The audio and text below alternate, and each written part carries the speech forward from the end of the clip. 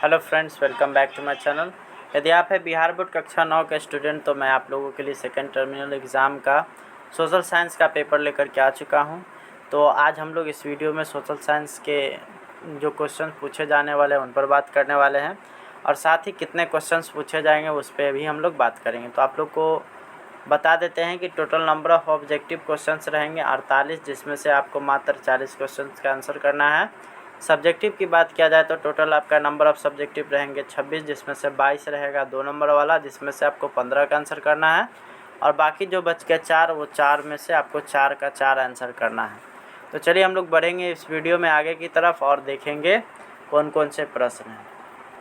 सबसे पहला क्वेश्चन है कि अमेरिका के प्रथम राष्ट्रपति कौन थे? तो ये हो जाएगा आपका option number A, George Washington. अगला है किस संधि द्वारा अमेरिकी स्वतंत्रता संग्राम समाप्त हुआ? तो पेरिस संधि द्वारा, यानी ऑप्शन नंबर बी।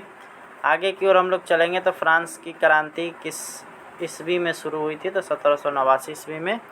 अगला सवाल हम लोग देखेंगे तो रूसो द्वारा कौन सी पुस्तक लिखी गई है? तो सामाजिक संविदा, यानी कि ऑप्शन नंबर सी।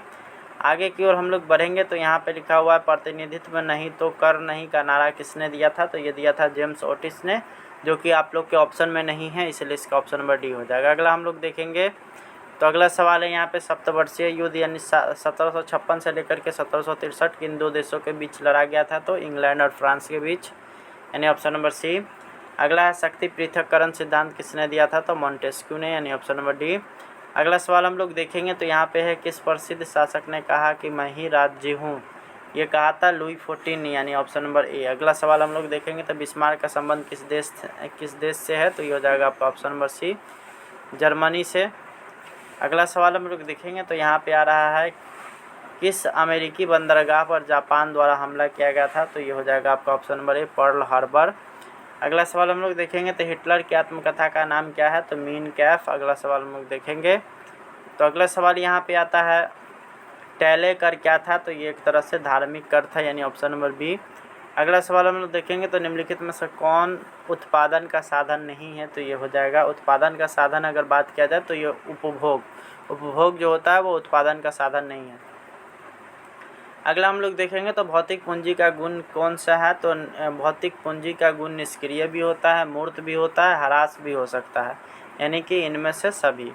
अगला सवाल हम लोग देखेंगे तो अगला सवाल यहाँ पे है निम्न में से कौन मानवीय पूंजी नहीं है? तो इसमें हो जाएगा आपका ऑप्शन नंबर सी, अकुशलता। अगला हम लोग देखेंगे तो निम्न में से कौन भारत की आर्थिक समस्या नहीं है? इसमें आपका होना चाहिए नहीं की जगह पे नहीं होना चाहिए, और यहाँ पे होना चाहिए क्वेश्चन निम्न में से कौन भारत की आर्थिक समस्या है? तो इसमें आपका सभी हो जाएगा, इनमें से सभी। आर्थिक विषमता, औद्योगिक विकास, गरीबी सभी है। अगला सवाल हम लोग देखेंगे तो झारखंड राज्य का पुनर्गठन यानी झारखंड राज्य का गठन कब हुआ था? तो ये हो जाएगा आपका ऑप्शन नंबर बी, 15 नवंबर 2000 ईस्वी को। अगला है राष्ट्रीय ग्रामीण गारंटी रोजगार अधिनियम यानी नरेगा कब लागू हुआ था? तो ये होगा आपका ऑप्शन नंबर सी, यानी 2006 ईस्वी में। अगला सवाल हम लोग देखेंगे तो यहाँ पे बिहार में पाई जाने वाली बेरोजगारी क्या है? तो एक तरह से चक्रीय बेरोजगारी है, जो कि हमेशा चक्र की तरह घूमता रहता है। 2011 के जनगणना के अनुसार बिहार की साक्षरता दर कितनी है? तो ये हो जाएगा आपका ऑप्शन नंबर डी, यानी 63.82। अगला है किसी राज्य में राज्यपाल की नियुक्ति कौन करता है? तो ये हो जाएगा आपका ऑप्शन नंबर बी, राष्ट्रपति। अगला सवाल हम लोग देखेंगे तो भारत में किस प्रकार की दलीय शासन व्यवस्था है? तो यहाँ हो जाएगा आपका ऑप्शन नंबर सी, यानी बहुदलीय। अगला है स्वर्णिम विषयों से संबंधित कार्यकारी शक्ति किसके पास रहती है? तो ये हो जाएगा आपका ऑप्शन नंबर बी, यानी केंद्र के पास। अगला है तिब्बती नदी सांगपो किस राज्य से होकर भारत में प्रवेश करती है? तो ये हो जाएगा आपका option number A, Arunachal Pradesh से। अगला निम्न में से कौन भारत की सबसे लंबी नदी है? तो ये हो जाएगा आपका ऑप्शन नंबर ए, यानी गंगा। अगला हम लोग देखेंगे तो किस नदी को वृद्ध गंगा भी कहा जाता है? तो ये हो जाएगा आपका ऑप्शन नंबर डी, गोदावरी।